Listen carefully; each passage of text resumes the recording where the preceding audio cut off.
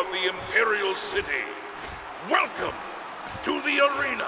It's been over a decade since I played Oblivion in any meaningful fashion, but my memory of the arena stands out despite all the years that have passed. Fighting tooth and nail to become champion while being serenaded by the cheers of a bloodthirsty crowd was an unforgettable experience. Bethesda has been trying to recapture that magic ever since, designing and implementing gladiatorial arenas in their next 3 major releases, each of which would never see the light of day.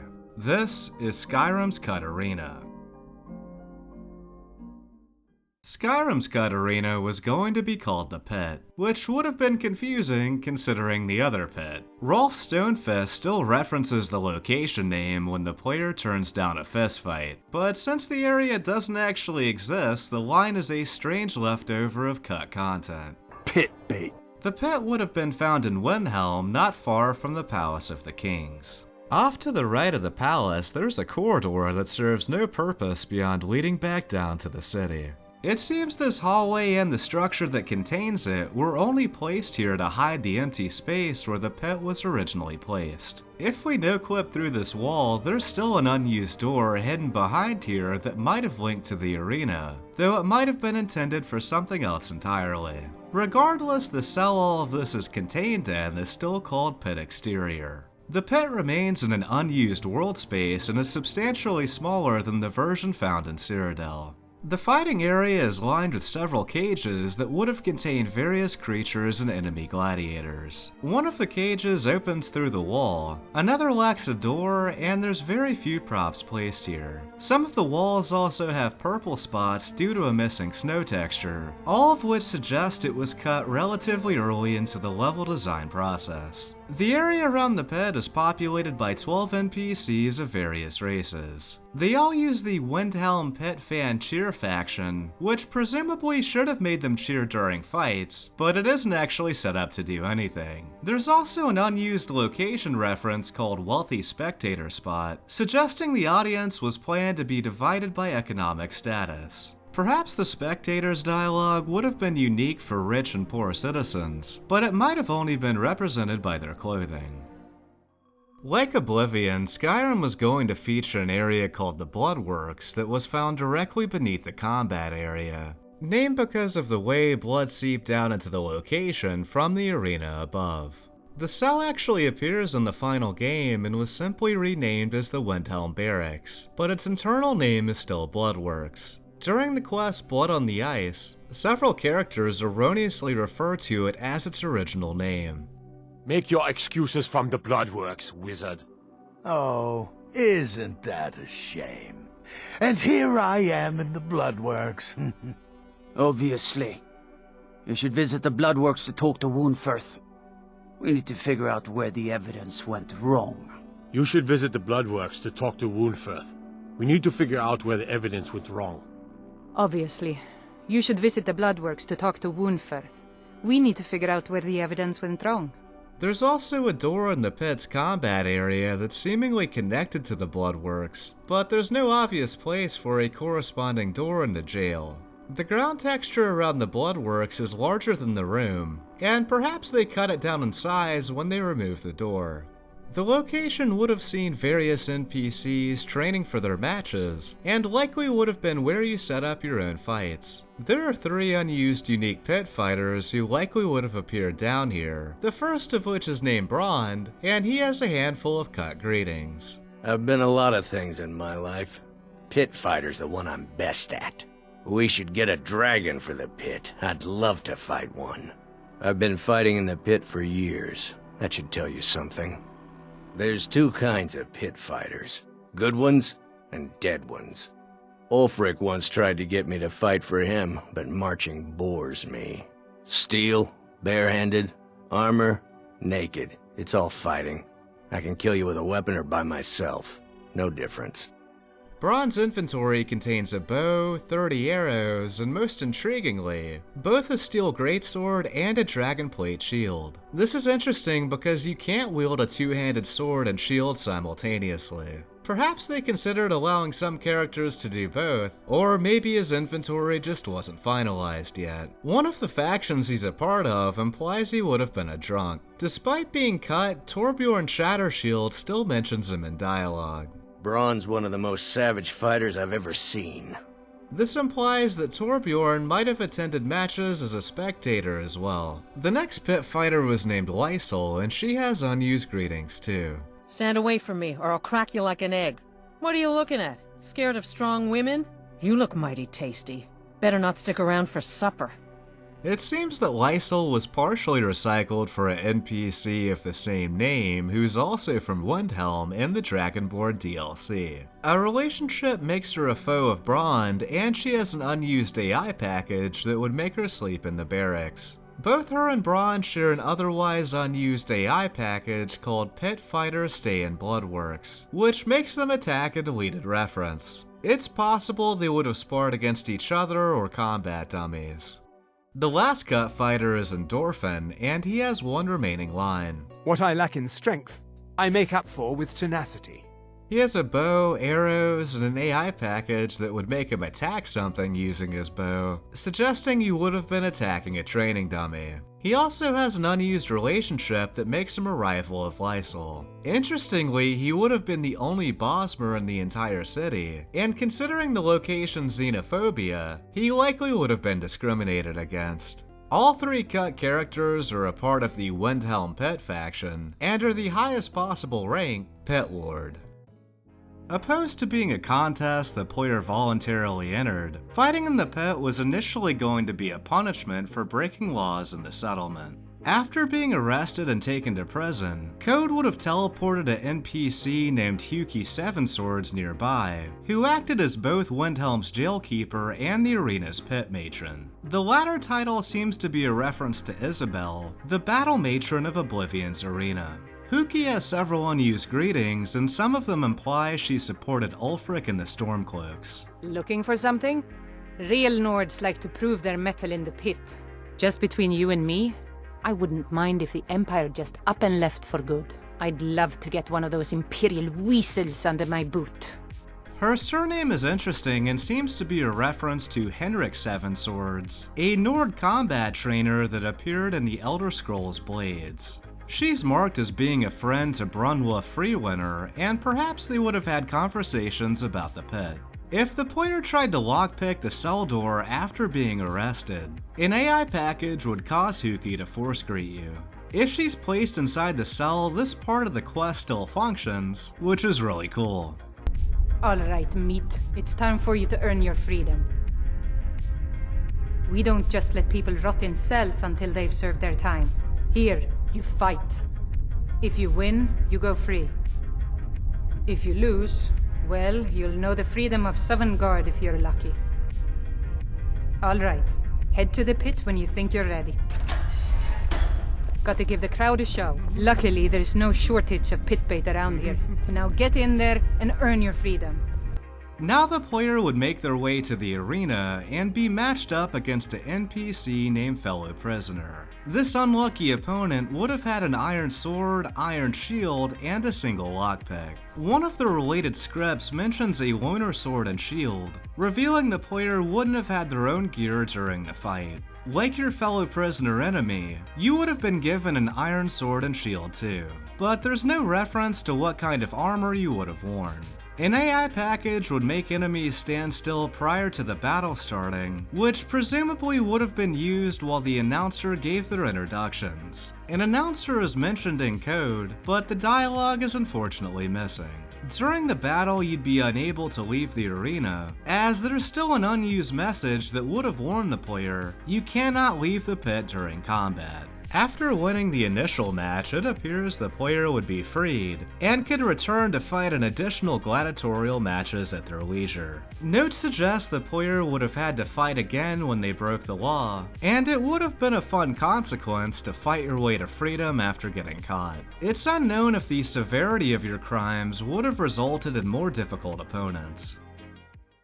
After the initial fight, there are 13 additional matches set up as individual quests, which would have become progressively more difficult. Only some fights would be available at first, but as you successfully completed more matches and unlocked new ranks, you'd be allowed to challenge more dangerous opponents. Each match is set up to pay 100 gold for a win, regardless of difficulty. A note suggests the player would have gotten more lucrative rewards as they advanced in rank, but it was cut before that could be added. While you were limited to using an iron sword and shield in the initial fight, it seems you could have used other weapons in future matches, particularly considering that 2 of the 3 cut pit fighters have bows in their inventory. You would have started out at the rank of pit meat, which would have given you 3 sets of opponents to choose from. These range from 7 skeevers released in 2 waves, 6 wolves spread across 3 waves, or a single giant frostbite spider. Enemy waves that were waiting to fight would have been contained in the cages that are placed around the arena, while larger creatures like the spider are set up to spawn outside the cages, likely because their models would have clipped through the small confinements. After winning 10 battles against these creatures, you'd gain the rank of Goon, and gain the option to fight a single pit fighter. There's still an unused NPC intended for this called Pit Fighter, who uses the generic bandit boss template as a base. You'd have to win 11 more fights to advance to the ruffian rank, which would unlock fights against a bear, a saber cat, 4 Charuses in 3 waves, a troll, or 2 pit fighters. Fighting against multiple opponents would have been dangerous, as it's very easy to get cornered against the walls and trapped. After winning 12 fights, you'd rank up to Thrasher, which would have unlocked fights against a giant or against 2 pit fighters. Squaring up with the giant would have been an interesting challenge considering the size of the arena, which allows little opportunity for evading attacks. If you won 13 more fights, you'd gain the highest arena rank, Pit Lord, giving you the ability to fight against 1 Ice Wraith or 3 pit fighters released in 2 waves. As it's set up, the player would have to win 47 fights to become a Pit Lord, which is excessive to say the least. I'm guessing this would have been cut down significantly if it had actually been finished. The Imperial City Arena featured a Grand Champion that you fought at the end of the quest line, and perhaps Skyrim would have had something similar. What I need is for Elaine Dufont to die. I want him hunted down and murdered like the dog he is. During the Dark Brotherhood quest Mourning Never Comes, the player is sent by Mori to kill Elaine Dufont. Dufont is a bandit leader found at Raudbathar who seduced Mori to rob the Shattershield clan. As an optional objective, the player can also kill Nilsine Shattershield, but it seems the entire subplot involving Nilsine was only added when the pit was scrapped, as the quest originally centered around it. Here's how Mori's line for killing both Nilsine and Elaine appears in the final game. Thank you. That bastard got exactly what he deserved. And I heard about Nilsine. You have more than fulfilled your part of the bargain. Please, take this, as payment and a symbol of my affection. However, it was originally much different, as an early version of the line reads, "And please, take this," as sort of, I don't know, a thank you for killing Elaine in the pit, and as a reminder of me. The line for killing Elaine, but not Nilsine, plays out like this in retail. That bastard got exactly what he deserved. But last I heard, Nilsine is still alive. So I guess you decided not to kill her as well. I have to admit, I'm disappointed. The original line also mentions the pit though, but the agreement was to kill Elaine in the pit. I wanted him disgraced. I wanted all of Windhelm to know him for a failure. This reveals that Nilsine seemingly wasn't even a part of the original quest, as the optional objective revolved around killing Elaine in a pit fight. Further, it implies that Elaine wasn't a bandit, but rather an accomplished gladiator.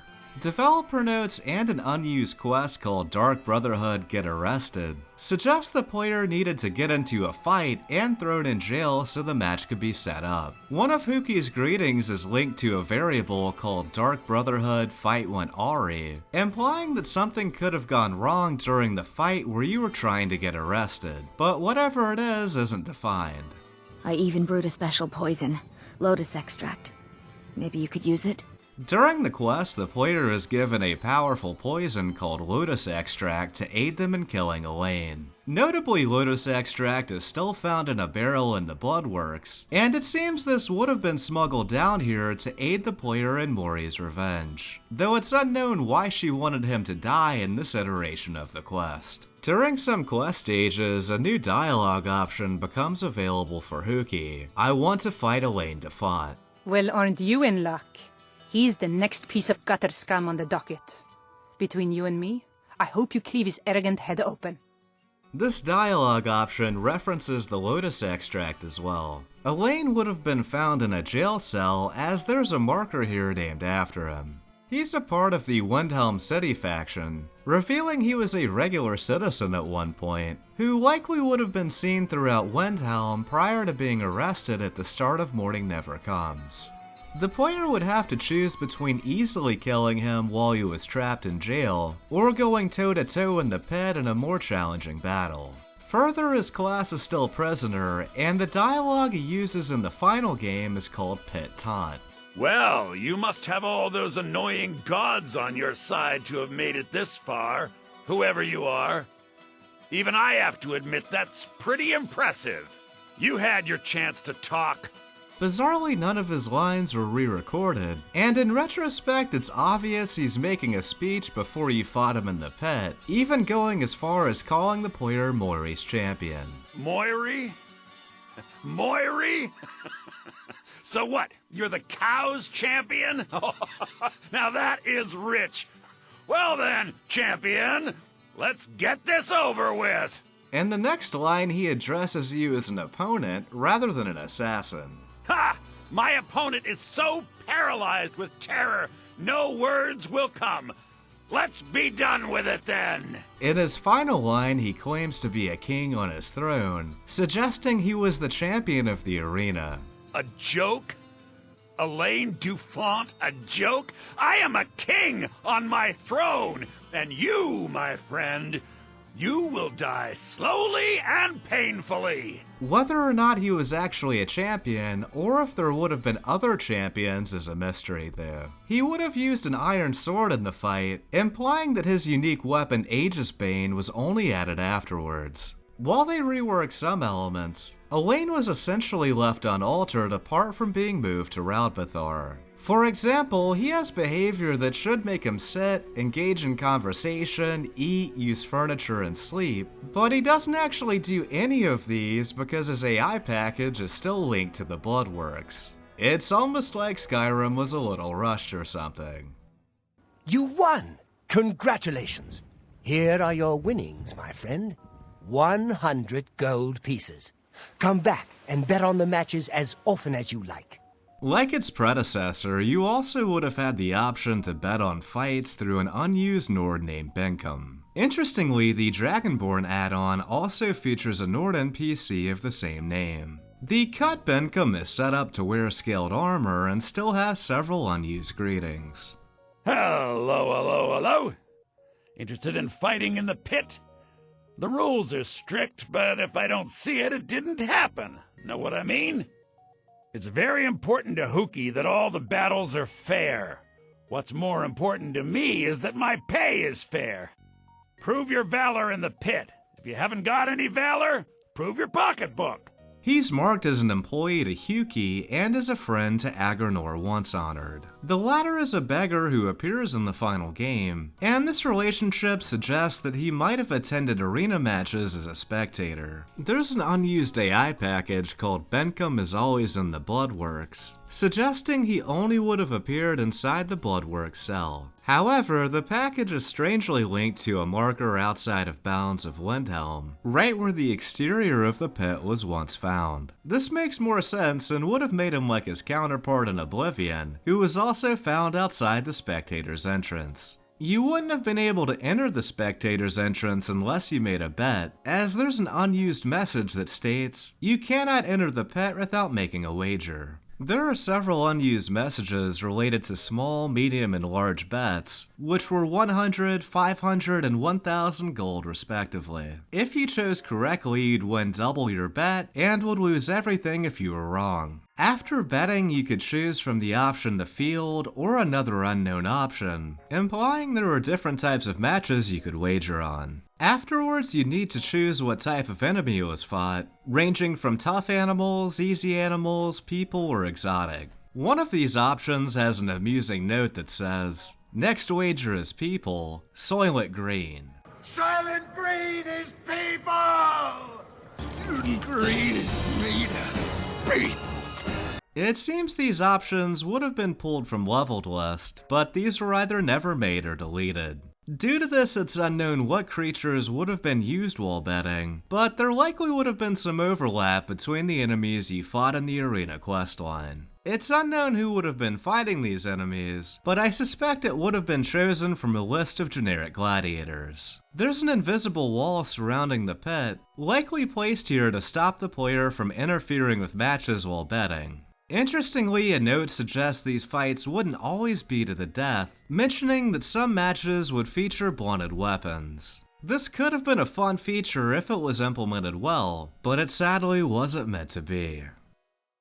Finally, there's a series of cut conversations that would have taken place between Huki and the other members of the arena. These likely would have occurred in the Bloodworks and outside the pit's entrance in Windhelm. The lines are left over in the game files, but were either never set up in game or were deleted. As a result, it's impossible to know the exact order these lines would have been used, but here's how they might have played out. Huki, I'm not sure I have the spirit to fight in the pit for much longer. Brond, what kind of talk is that? Either the pit is in your blood, or your blood will be in the pit. Do you hear me? At least it would be a challenge.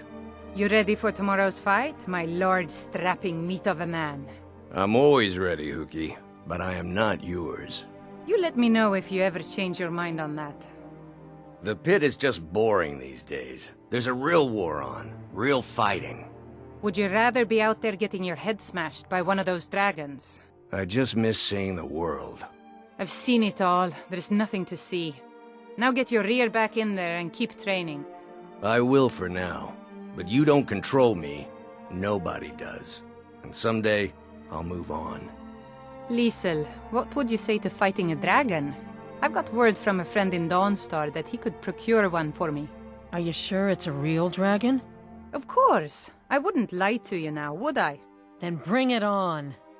I need you to put out word that there will be a Liesl fight later this week. Splendid, matron. Who will be her opponent? I haven't decided yet. Maybe a pack of wolves. Or some of those Imperial thickheads we have stewing in the dungeon. Excellent, my lady. Most excellent. Madam Pit Matron, my lady. Don't get cute with me, Benkum. Just Pit Matron will do. The outer restraint has come unhinged. So why bother me? Fix it. Yes, my most lovely, sovereign, and high-born lady. See that your inspections are watertight, or it'll be you in there fighting the bears next. Yes, ma'am. Benkum, there have been complaints about one of the fighters having unauthorized armor in the ring. Well, that would be against the rules now, wouldn't it? It would be a horrible shame. Don't toy with me, you little ice brain. It's your job to enforce the rules. Yes, indeed. That's why I make such princely wages. The pit would have been an intriguing consequence to crime that would have not only made Windhelm into a more interesting settlement, but would have improved the Dark Brotherhood's questline as well. Even more so, it would have been a touching homage to Oblivion. But ultimately, all of this was left on the cutting room floor.